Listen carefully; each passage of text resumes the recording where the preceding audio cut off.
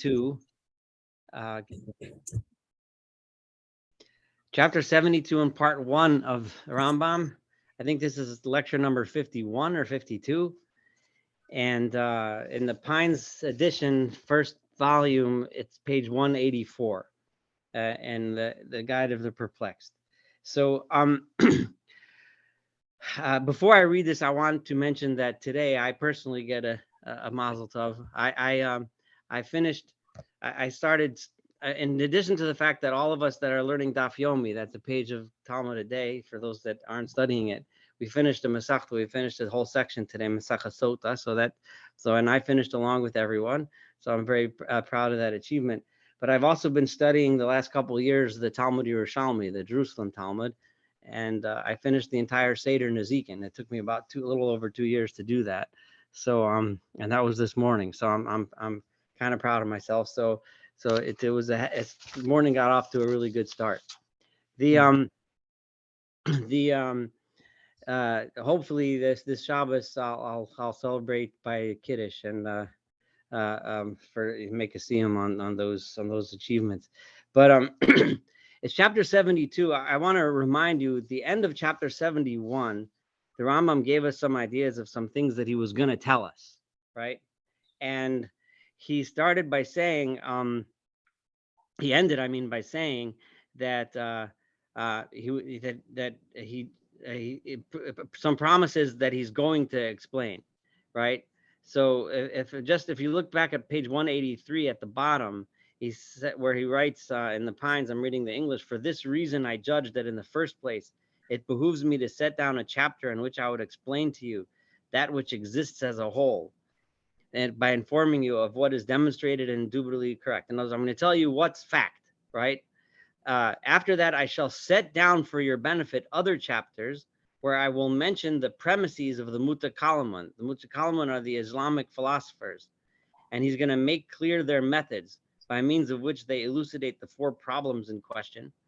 He's going to describe this soon, and we're going to get there together.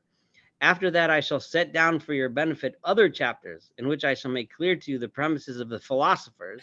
In other words, I'm going to explain to you what the other religious philosophers say. Then I'm going to explain to you what the non-religious philosophers say. And then I will summarize for your benefit the method that I shall adopt with regard to these 4 problems. Okay? So the Rambam is giving us a hint as to what he's going to do. Now, if you're the first chelek of Rambam, which we're approaching the end, which goes to, I think, chapter 76, I think, Rambam lays down, for those that have been following with us and for those that haven't, a lot of principles and ideas, which are really tidbits that give us a sense of the method he's going to use to tackle really difficult philosophical problems. The basic philosophical problem that Rambam has is how do we integrate our scientific knowledge, and this is crucial to understand what he's about to do in this chapter we're going to study today. The scientific knowledge that we know to be true. And remember, Rambam at his time thought of himself as, he was extremely well read in the science of his day, and he at his time had every reason to believe that Aristotle and the Aristotelian philosophers had gotten it all. They knew the science, they knew how the world worked, right? And how do we reconcile that with what sometimes the Bible seems to be teaching us, the Torah seems to be telling us? How do we reconcile the two? And he's given us lots and lots of tools in the first part. In the second and third part, he's going to show us how to use these tools to reconcile these problems. So you're going to find, those of us that have been keeping up with this, you're going to find that all of the little bits and pieces of knowledge that Rambam has been giving us is going to be put to use as we progress through this book. But today he needs to explain to us something that's really important, right? He needs to explain to us basic science, right? And this is actually extremely fascinating, because if you think about it, the Rambam then is the first major Jewish philosopher, possibly religious philosopher in general, but I don't know I don't know enough about all religious philosophy to say that it's a bold statement, who realized that in order to understand the Torah, one has to understand natural science, right?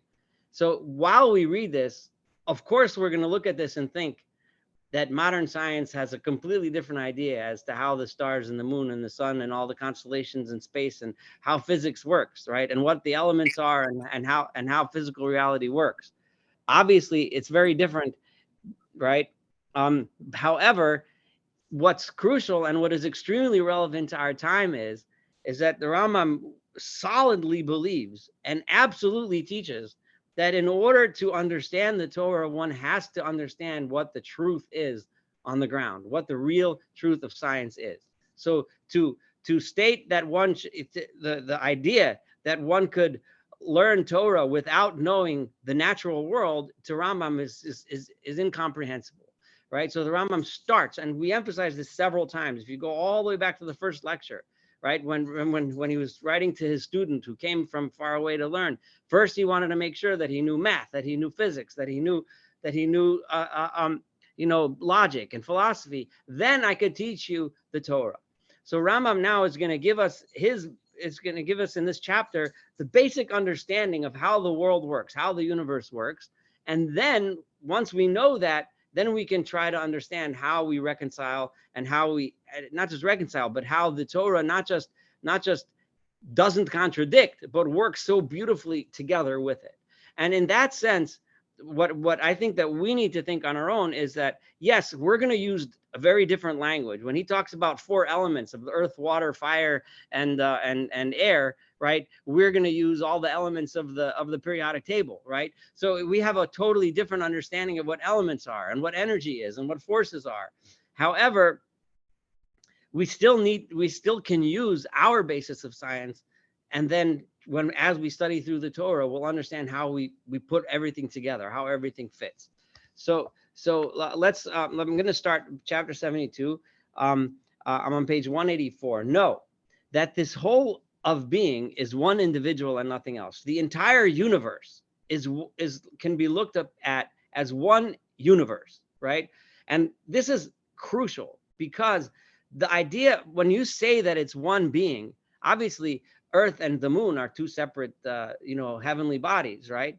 But one being means there's one unifying set of rules that governs the entire universe, everything that exists. This idea is fundamentally the most important monotheistic contribution to the advance of the world. Modern science could never have been invented if we didn't understand and realize that the entire world is that all of matter and all of energy and everything works together with one set of unified rules. Because if it didn't have, if the way it worked was there's a God of fire that makes fire, and there's a God of water that does water, and there's a God of the mountains that does mountains, and there's a God of plants, and there's a God of animals, there's a God of this and the God, and everything, it's all big haphazard, a polytheistic world, in other words, it doesn't make sense to look for the scientific fundamentals of how things work. It simply doesn't make any sense, right? It only makes sense when we understand the entire universe as one being, meaning it has one set of rules and nothing else. I mean to say that the sphere of the outermost heaven. Now, Rambam, many of you probably seen these Russian dolls where there's a little doll and then a bigger doll and a bigger doll and a bigger doll. And if they're made really well, they fit very snug within each other, right? So the way the Aristotelians thought of the universe is that it was like this huge round circle, right? And each sphere was encompassed another sphere that was below it, below it, below it, below it, until the middle, which was Earth. Okay, so I have to imagine that, and within each sphere is embedded certain stars and constellations, and the way they rotate explains how, when we look up in the sky, we see the stars and the sun and the moon moving around in different ways. So the outermost heaven is the highest sphere, beyond which, who knows? Okay, so with everything that is within it is undoubtedly one individual having in respect individuality the rank of Zayd and Umar. Zayd and Umar are like Ruvain and Shimon, or Peter and Paul, right? That's just the way the Rambam, living in an Arabic society, would have said, to 2 random names. The differences between its substances, I mean the substances of this sphere with everything that is within it, are like the differences between the limbs of a man, for instance. So there's within the outer sphere and then the next sphere, right? Just like you and I are one individual, we operate as one person, but within the hand, the muscles of the hand, the bones of the hand are different than within the heart, than within the belly, and so on and so forth. Thus, just as Zayd, for instance, is one person at the same time composed of various parts, such as the flesh and the bones, etc., the sphere in question as a whole is composed of the heavens, the four elements, and what is compounded of the latter. The four elements being fire, water, air, and earth. In that sphere, there's absolutely no vacuum. So this idea was, until the turn of the 20th century, assumed that space was filled with an essence, with a matter, right? It wasn't a vacuum, because they couldn't imagine a vacuum, right? There has to be something there. It's solid and it's filled up. Its center of all of this is the sphere of the earth. While water encompasses the earth, air encompasses the water, fire encompasses the air, and the fifth body encompasses the fire, there are many spheres, one contained within the other with no hollows between them. They are perfectly spherical and they cling to each other, meaning they fit closely together, all of them moving in a circular uniform motion, in no part of which there is acceleration or deceleration. They're constantly moving around in their fixed rotations. I mean to say that none of these spheres moves more quickly at sometimes. They don't stop and start, right? The movement of stars across the heaven, right? Right nowadays we understand that that's really the movement of the earth, right? But the way it would appear to somebody standing on earth is that the stars are moving across the heavens. They move at a constant, steady speed. On the contrary, every one of them follows its nature, its velocity, its direction, etc. Some of the spheres move more quickly than others, right? So for example, the sun goes round and round, right? The moon goes round and round. These are much faster than the stars that might take, a much longer time to traverse the heavens, and so on. The heavens have different centers. The center of them is identical with the center of the world, while the center of others is eccentric to the center of the world. So they're moving, along different trajectories. Some of them move perpetually in a motion proper to them from east to the west. Some of them move from the west to the east. Every star in these heavens is part of the heavens in which it is fixed in place and has no motion proper to it. So the stars are all embedded within these spheres. I'm going to skip a little. The second paragraph. It is not possible in any respect or in any fashion that the number of the spheres should be less than 18. And this is based on the calculations of astronomers in the day were constantly explaining the motions of the stars based on how these spheres rotated. And whenever someone would make an observation that something didn't fit, the way they would answer that question is by adding another sphere that's moving in another direction. And then that star is in that sphere. So the Rambam is saying that at his time, it has to be at least 18. It can't be less than that. In the interior of the nethermost sphere, which is near us, there's one kind of matter, right, that differs from the matter of the fifth body and receives four primary forms. These forms are earth, water, air, and fire, and that's where they come to being.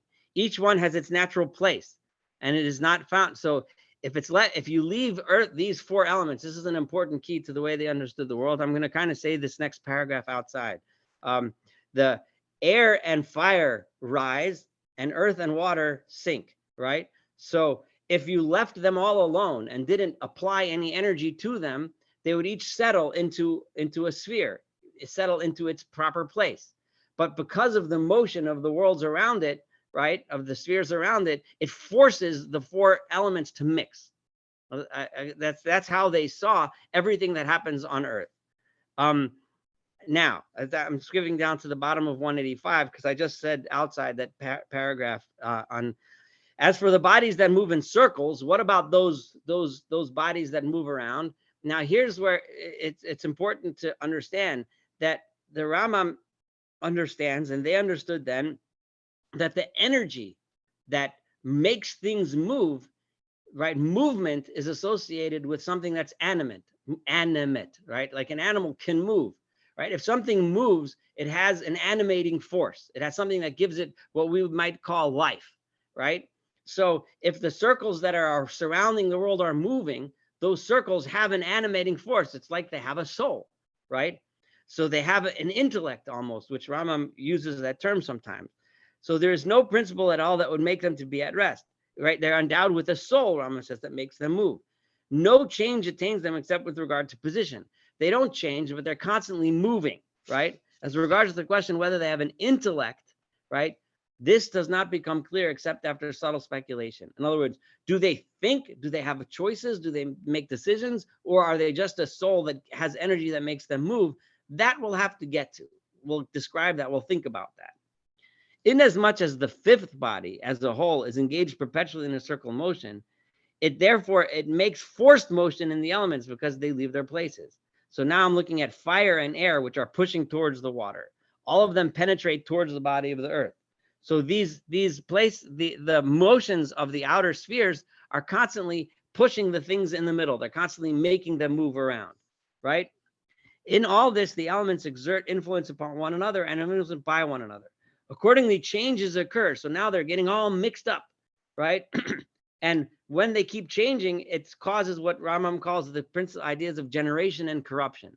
Things get created by the different mixtures of the four elements, and then they create things, beings, animals, mountains, trees, whatever, and then eventually those things get corrupted. They don't last that long. So the elements are likewise are generated from one another, and being corrupted pass away into one another. For the matter that of the all is one, right? Ultimately, it all boils down to one type of matter, right, which has these four different forms that we described. Thus, the state of things with regard to generation and corruption of the elements, and with regard to the generation of everything that is generated of them and is corrupted, so as again to be changed into them, comes back in a circle similar to the circular movement of heaven. So that the movement of this matter endowed with forms, right, in respect to the succession of the forms subsisting in it, is like the movement of heaven in respect to the where, every part of heaven returning repeatedly to self-same positions. It's constantly going round and round. Matter keeps getting formed into something, and then eventually it comes back to what it once was, and so on and so forth. So now, let's now that so that's the image that he just put together of you have to understand, this is how the Rambam looked at the world. He's giving us a science lecture. He's not giving us a Torah lecture now. He's giving us a science lecture. But this is very similar to the body of a man. Just as in the body of a man there are ruling parts and ruled parts, right? So there are parts of the body that make the rest of the body move, and then there are parts of the body that move because they were told to move, right? So as in the world, there are ruling parts, namely the fifth encompassing body, which is that which surrounds this entire sphere. And ruled parts requiring a governor. They are the elements and what is composed of them. So the elements, the earth, fire, water, etc., those are the elements that are being told what to do, right? The force that's telling them what to do is like what we would call the brain or the heart or the soul of the body that tells the body what to do.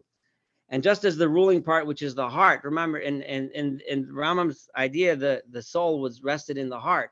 Nowadays, we would mostly say it rested in the brain, but they weren't clear in those days that thinking occurred in the brain. I mean, to us, that's an obvious thing, but they didn't really know that. Whereas the other parts of the body are ruled by the heart, which is in virtue of its motion, sends towards them the forces they require for their functions. So heaven, in virtue of its motion, because the heavens are moving, right, it exerts governance over the other parts of the world and sends to every generated thing the forces that subsist in the latter. Accordingly, every motion existing in the world has as its first principle the motion of heaven, and every soul existing in the beings endowed with soul has its principle the soul of heaven.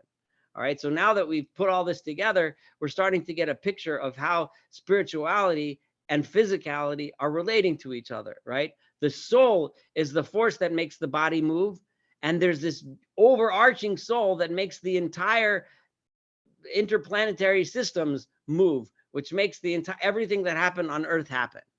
So the way nowadays we would probably explain this very differently, but we can say the same thing, right? We can say there are forces, there are basic forces that cause the world to move and animate everything and cause motion to happen, right? Although we don't see it in the form of spheres, but we see it at a much smaller level. We see it coming from the tiny atoms and moving up into bigger and bigger things. But ultimately, that there is a force that makes everything in the world happen and makes all the elements mixed together in certain ways that creates everything that we see in this world. Know that as has been made clear, the forces that come from heaven to this world are four. What are the forces that the heaven is the ultimate force, but then there are four, it divides up into four different forces. One is the force that necessitates the mixture, right? In other words, because every mineral is made up of a specific mixture of the four elements. That's how they understood it. The force that gives to every plant a vegetable soul, right? The force that gives to every animal an animal soul, and the force that gives to every rational being a rational faculty. All this takes place through the intermediary of the illumination and the darkness on earth, resulting from the light in heaven and from heaven's motion around the earth. So he's giving a direct continuity between God's moving the heavens, right? And that force being the force that gives us a soul that allows us to rule over our body. And just as an individual would die and his motions and forces would be abolished if the heart were to come to rest even for an instant, right? So if you take away the force that makes the body move, the person passes on. The death of the world as a whole and the abolition of everything within it would result if the heavens were to come to rest. If the heavens were to stop moving and the force that makes the heavens move would stop, everything would cease to exist. And just as a living being lives as a whole in virtue of the motion of its heart, even if they're subsistent in parts of the body that are at rest and not sentient, like bones, cartilage, etc., so is this whole being one individual that lives in the virtue of the movement of heaven. This entire being, meaning the entire universe, moves because heaven moves, which has with regard to it the rank that the heart has with regard to the beings endowed with hearts.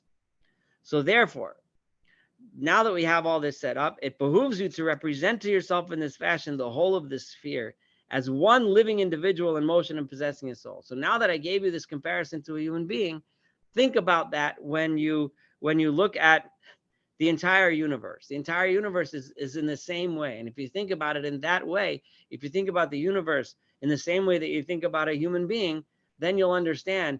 Now, in here, you hear catches, you hear little hints that are very similar to Kabbalistic ideas.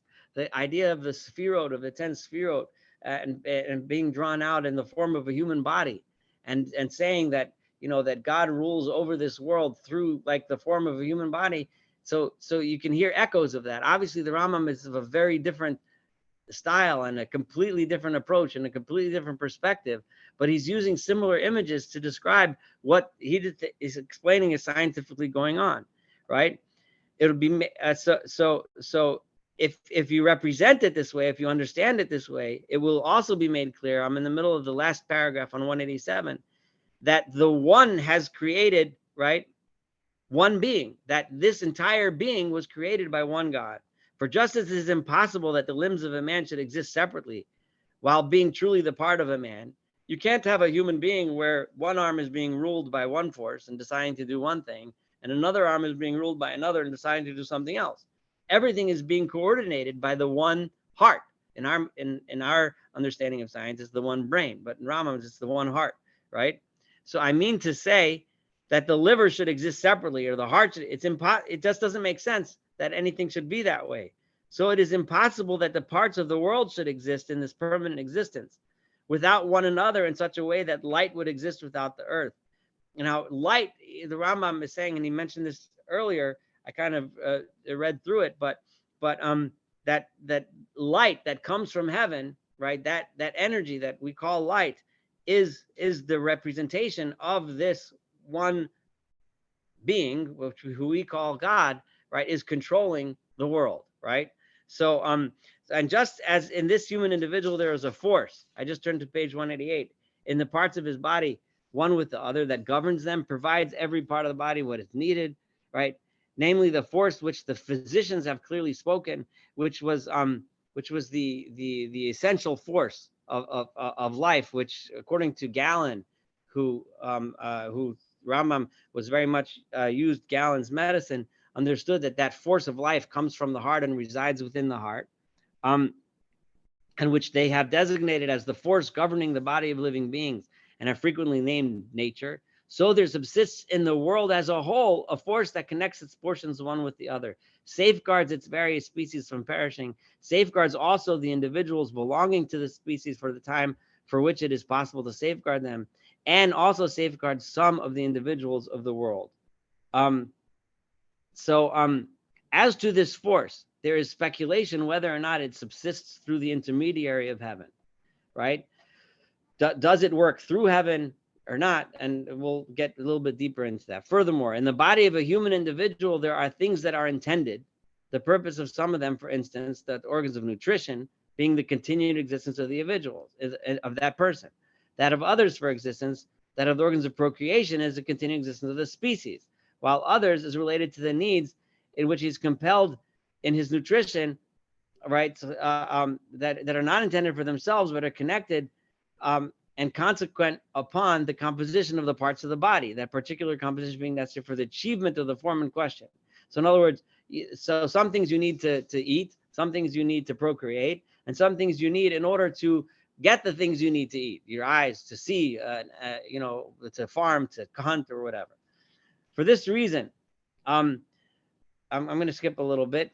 Let's go. I'm going to go to page 189. You're kind of getting the idea here. So on 189, the second paragraph, and just as in man there are bodies constituting species, the individuals of which are stable as the fundamental parts of the body, right?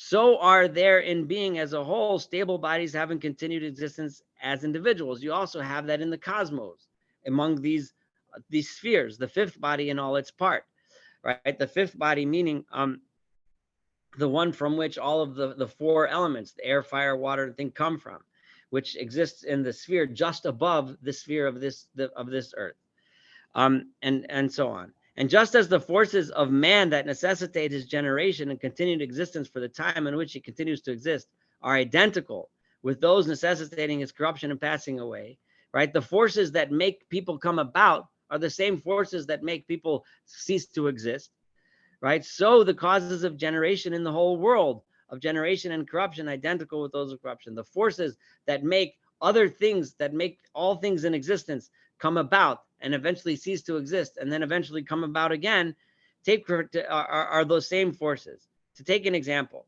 if it were possible that the four faculties that are to be found in the body of every being that nourishes itself, namely, right, in other words, the four abilities, the attractive faculty, the retentive faculty, the digestive faculty, and the repellent faculty, be like the intellectual faculties, not act except as is proper in the time it is proper, then man would be preserved from many very great afflictions and from a number of diseases. However, as this is impossible, and these faculties carry out natural activities without reflection and discernment, and do not apprehend in any respect the activities they carry out.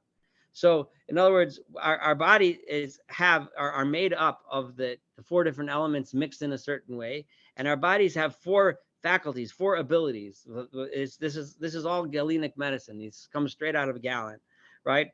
That the attractive faculty is the idea that we bring things towards ourselves. We bring food within ourselves. It also includes sexual, bringing something close to oneself. Retentive faculty, we retain things within ourselves, right? The digestive faculty, we take something into ourselves and we make it into something else. And the repellent factor, we push things away. So these things are things that our body naturally does. And if only we could somehow rule over that with our intellect and make sure that everything does exactly what it's supposed to do, we would live long lives and we wouldn't have illnesses.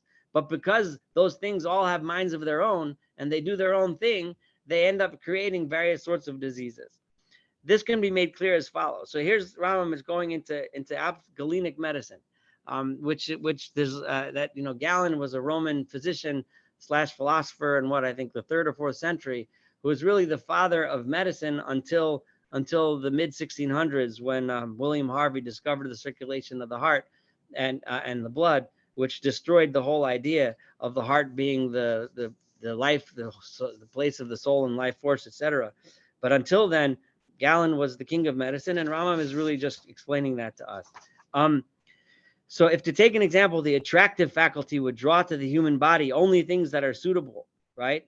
If only we would only attract and bring in things that we really should eat, like food that's healthy for us, we'd be in good shape. But unfortunately, and I'm going through farther, it brings in things that it shouldn't be bringing in. And you end up getting all kinds of diseases. And he lists a bunch of diseases on the top of page 190 that in this understanding of medicine are brought about by the attractive faculty bringing into our bodies things that we shouldn't have. This is also the case with the other four faculties, the same thing. And it's also the case with regard to all that exists as a whole. So this is true, not just for a person, but for the entire universe, right? For the thing that necessitates the generation of what is generated and the permanence of existence for some time is the mixing of the elements through the heavenly forces that move them and pervade them. This is the very cause of the occurrences of causes of damage in that which exists. But these very same things, right? We need wind, we need rain. But when that quality of mixing of elements that brings about rain goes a little too hard, a little too much, you end up with a hurricane, a torrent, all right, a harmful rain, snow, hail, tempestuous winds, thunder, lightning, and the putrefaction of air, right? Or the occurrence of causes that are destructive, right? Such as sinking of land, earthquakes, etc. Right? So the world, the way these bad things happen in the world is when the forces that are already within the world go overboard. They go unchecked. They're not being properly monitored by the intellect, which is supposed to control them. Now, in the case of the universe, ultimately that's God. In the case of our bodies, that's supposed to be us, right? So because the universe, the faculties that are built within the world sometimes go overboard or underboard, depending on the case, right? It'll end up with these disasters. No, that it was not because of all that we have mentioned in comparing the world as a whole to a human, right? That it has been said about a man that he is a small world. Often we see that that person is an olam katan. It's a phrase we find in many places, right? For this whole comparison can be consistently applied to every individual animal, right? Right? But you never hear that in other words, the idea that I'm saying that we look at the world as a unit, just like we look at a human being as a unit, we could have said the same thing. We also look at an animal as a unit. But none of the ancients said about about an ass or a horse that, oh, that's a small world. They say that about humans. The reason for that is because the man has a rational faculty, meaning an intellect, right? Something that is not to be found in any species of living beings other than man, right? Only a human being has this intellect, right? Has the theoretical ability to control those forces that we were just talking about. You shouldn't use the word forces, actually, faculties. None of the individual animals requires for its continued existence reflection, perspicacity, which I don't even know what that means. Someone might know English better than me, and governance of conduct, right? For it goes about and runs in accordance with its nature. All the other animals do what its nature is. It eats what it finds from the things suitable to it. It lives in the places where it happens to find, and it copulates with any female it finds during its heat, if it has a period of heat, right? If that's the way that particular animal works. Consequently, the individual remains in existence during the time in which it exists, and the existence of the species continues. They don't require in any respect another individual belonging to its species to help and sustain it. Now, someone could argue now that there are animals that require herds to live, but I think that's just whatever. As for man, only man, let us suppose the case of an individual belonging to the human species that existed alone. Let's say he had no brain, right? A man had no brain and completely did what he would naturally do. Such an individual would perish immediately. He couldn't last even one day, except maybe by accident, if he should happen to find food. Because the foods which human beings exist require the application of art and a lengthy management, right? You need tools. You need a lot of people to work together to grow food. For this reason, one is needed who would rule them. Human beings have a whole different thing. You need to have a system of government, right? So that their society is orderly. The precautions against heat in the hot season and cold in the cold season, right? How do we get cool off in the heat? How do we warm up in the snow, etc.? They require arrangements. You need to be prepared. You need to build a house. You need to find a place with shade or whatever. You need to find water. Because of this, one finds in man the rational faculty, because the person, in order to exist, he needs to have a brain. I'm calling it a brain, but Rambam calls it a rational faculty. Through it, he rules all the parts of his body in such a way, right, that the ruling part acts in the way it does. Because of this, a human individual, right, according to a supposition you might make, would be deprived of this faculty and left only with the animal, he would perish. He wouldn't last as an animal, right? This faculty is very noble indeed, being the noblest of the faculties of the living being. It is also very secret, right? And its true reality cannot be understood at the first attempt of common opinion, as one can understand the other natural faculties. So the other natural faculties, those four ones which you mentioned, we can pretty much understand. But this faculty of man that's above and beyond those four, which is supposed to rule those four, is something that's unique to human beings. So here we have Rambam explaining to us this fundamental difference between human beings and animals.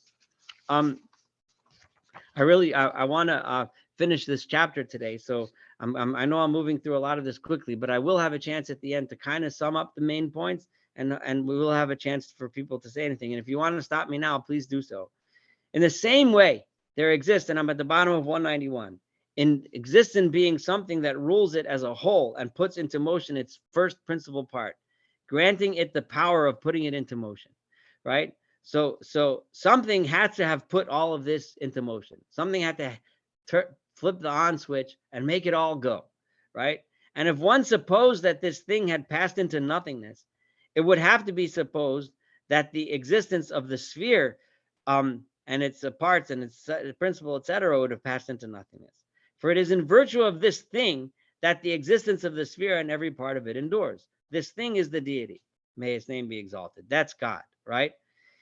So now all of this stuff that's working the way that it's working is only working, right, because of that one being that is making it all go, right? Because of this, God may be exalted is called in our language the life of the world.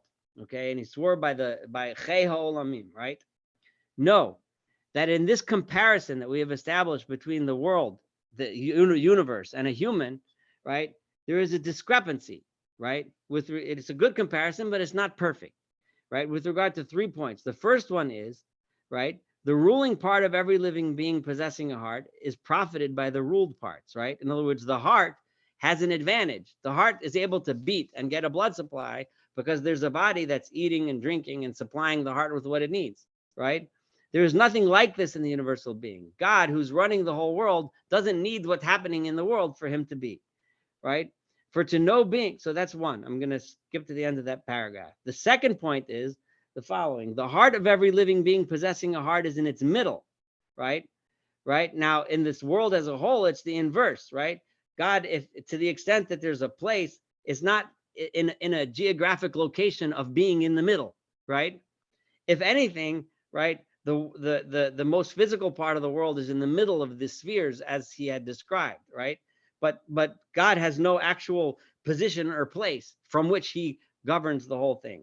And I'm skipping to the end of the third part at the bottom of the page 192. The third point is the rational faculty is a faculty subsisting in the body, right? In other words, the rational faculty exists within an organ of our body. In Rambam's and Galen's physiology, it was in the heart.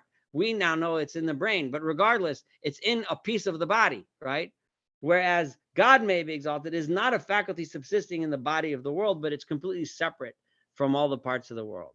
Okay, so now I'm on page 193, about to read the last paragraph of this chapter. So know that it behooved us to compare the relation obtaining between God and to the world, between to that obtaining between the acquired intellect and man. This intellect is not a faculty in the body, but is truly separate from the organic body and overflows toward it. We should have compared, on the other hand, the rational faculty to the intellects of the heavens, which are in bodies, right? There are forces which make the heavens, those spheres that he described before, move, right? There are intellects, right? There are conscious beings, right, that are making this move, that Rambam understands as a force, right, as a force or a source of energy.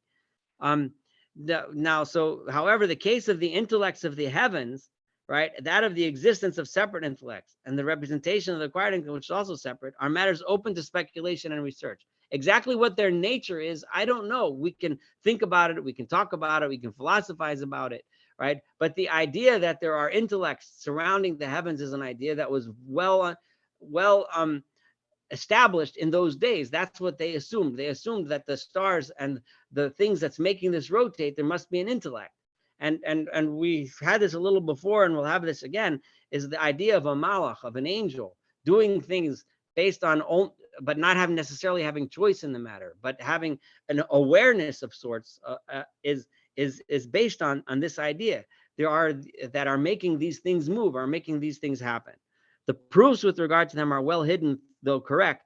Many doubts arise with regard to them. The critic may well find in them objects for his criticism, and in other words, you can think about this, you can argue about this. This points this way, points that way. We can debate whether or not they have any independent ability to decide or think. Remember, Rambam is talking about science now. He's not bringing any proofs here from any psukim or any verses, right? He's talking about the way the science of his day understood how the world worked, all right?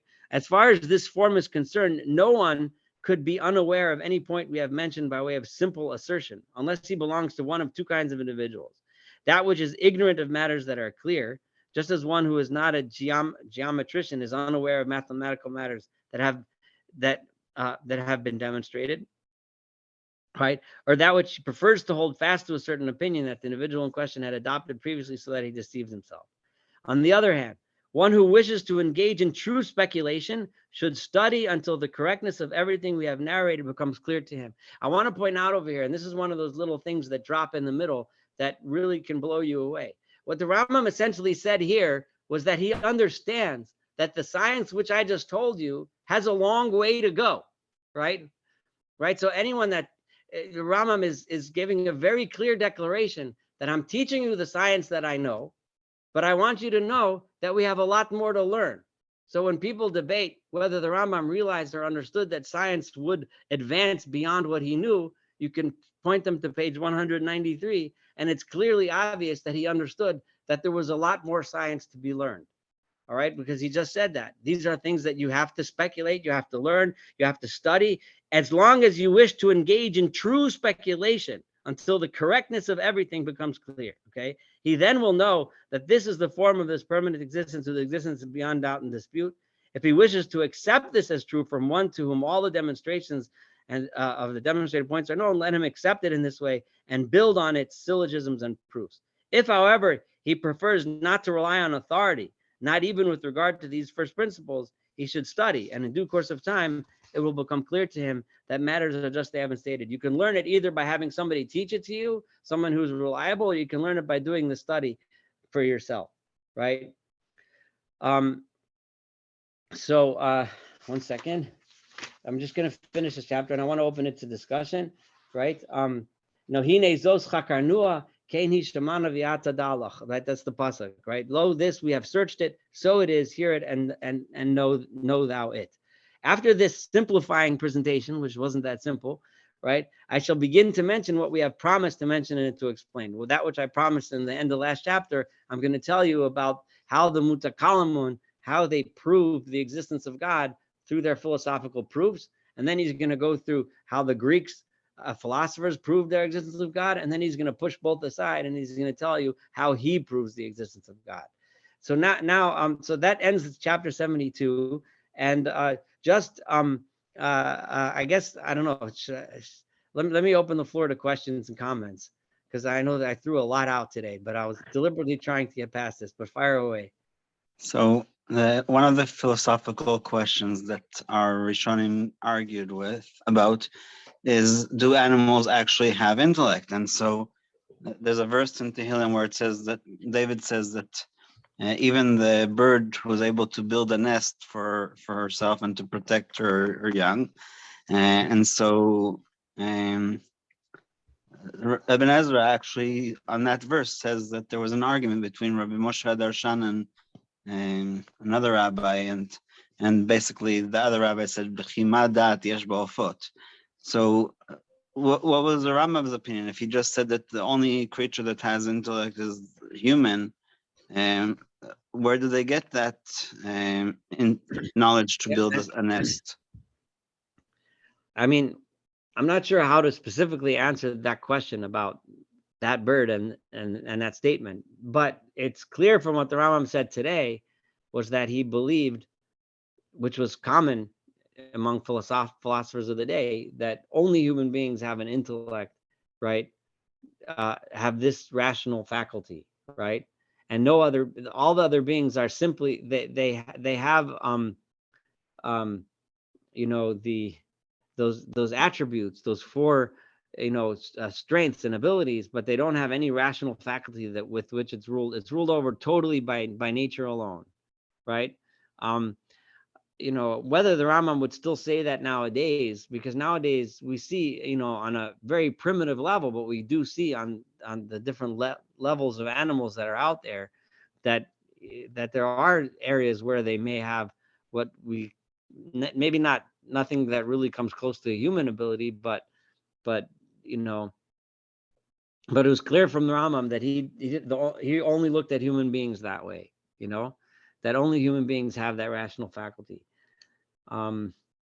Yeah, but it's open to debate, though. I mean, how much, not so much open to debate. It's open to research, like the Rambam says. You have to search to find the answer, not debate. and nowadays, certainly there are many animals that we know have certain levels of sentience and so on. At different levels and different ways, some ways that we don't know. But Rambam was making a clear statement. In his mind, only human beings have a rational faculty, and that's it. But think, though, that in the Rambam's scientific mind, right, and the way he thinks through science, there are intellects, there are these forces that make the world move around, right? And this is going to be very important when we start to learn how he explains things like prophecy, how he explains things like miracles, how he explains things like how God intervenes in this world, and how it's through his scientific understanding of the world that he's going to explain to us how God intervenes in this world, right? And how he communicates with this world. So on some level, it's almost like, how is this relevant to me today if we have a totally different science?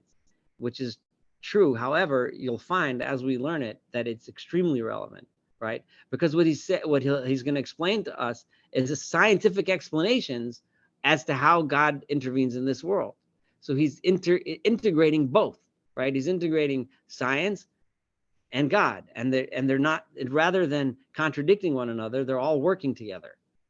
And we could do that the same way today. We just have to use a completely different language. We're not going to be talking about spheres. We're going to be talking about atoms and subatomic particles and so on and so forth. I warned you guys that in the next couple of weeks we're going to be delving into philosophy. Next time we're going to go through the Mutakalamun and their proofs of God's existence. So it's going to be some deep Islamic philosophy. So today we did astrophysics. Next week it's going to be Islam. It's very interesting. Yep. Yeah. And you're an amazing teacher. Thank you so much. I appreciate that. Any other comments before we close up for the week?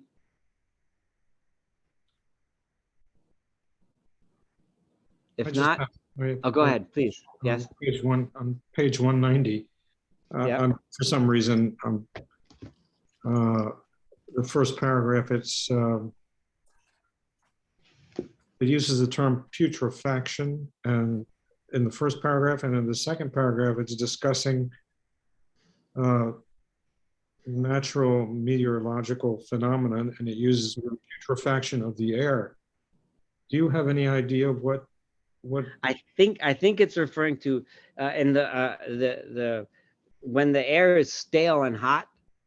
They used to think that was the cause of disease. In fact, the understanding of medicine, that the Gallen's influence on understanding of medicine was extremely pervasive, right? All the way to very recent times. So, for example, like when they used to have the outbreak, was it malaria or yellow fever in Philadelphia in like the 1700s? It was a big.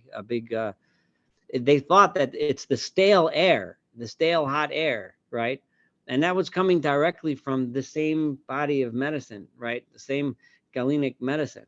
And putrefaction of the air was therefore looked upon as a natural disaster. Just like it's like the opposite end of the spectrum from a thunderstorm, right? Thunderstorm, everything is rushing and windy and rainy. This is like stale and hot and nothing. And they assumed that was a cause of disease. Okay, thank you. Yeah. I'm sorry, Jeffrey, you got to unmute yourself.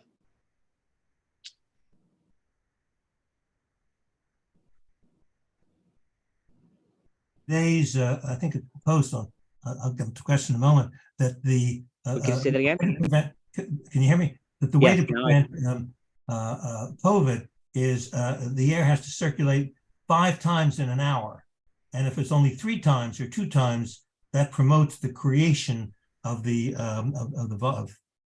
yeah, I mean, it's certainly it's the same thing.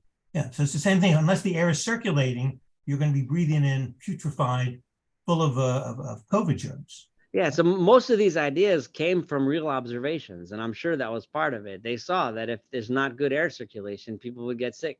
Yeah, almost certainly that has something to do with it. You know, No, I mean, they were making question.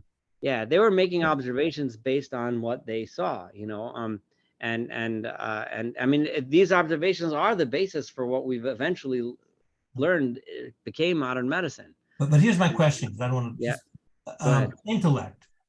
That's the English translation. Are we using something that is not really a good translation when we talk about intellect, because it's such a central part? And I have a feeling that I'm losing the subtlety when he talks about the intellect moving these spheres around.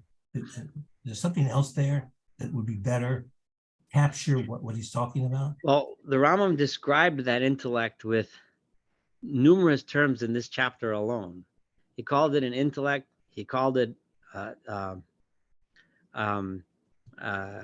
did he say? He called it a faculty, like you know, a rational faculty. He called it a force. So he bounced around with a lot of different terms. I should look it over the chapter. So and as we learn through you know, how when he starts talking about spiritual concepts and he uses these scientific terms that made sense to him, he's gonna describe different aspects of these, but there's some sort of there's a force, right? There's something that makes it move, right? That causes motion to happen, right? And whatever that, in my humble opinion, I would equate it to what in modern physics would be called energy, right? You know, because energy is not like, I mean, I guess with Einstein, we know that energy is interchangeable with mass, right? But leaving Einstein's theory of relativity out for just a minute, because it's very hard to conceive what that means. You know, energy is something that doesn't have mass, right? It's the thing that the mass contains that makes it move, right? And that's what I think is our best modern tool description. And an energy moves because of a force, right? Right. And nowadays we still haven't figured out the grand unified theory, the ultimate force that makes it everything, that makes all forces work. We still have different forces, you know, that the electromagnetic force, the gravitational force, whatever. But one day, most scientists believe we'll have that grand unified theory, and there will be one force, and we'll understand how that. So force and energy is really what Rambam is talking about. And does that and the way Rambam sees it is that force and energy is the animating thing that makes every human body work, right? And it's true, actually. I mean, there's energy within us that makes us move around, and there's something in our body that makes those decisions, that makes that energy be done in a sudden way, so that my hands are shaking when I'm talking, right? So but he calls that an intellect. And then when Rambam tells us, like he did today, that, well, how much does that intellect like decide? Like how much is that intellect like aware of things? How similar is that intellect to the intellect that runs an animal soul, which doesn't have a rational faculty, right? A faculty is the quality of that intellect, right? Right. And how much of it is rational like a human being, right? That's something that you can speculate and think about and work on, right? So how much nowadays you would say, like, you know, when everything boils down to this energy and how it interacts with these tiny particles, right? How much of that is being decided, right, by like a specific set of rules or ideas, or is someone making those decisions? How much of it is quantum mechanics? It just happens randomly, right?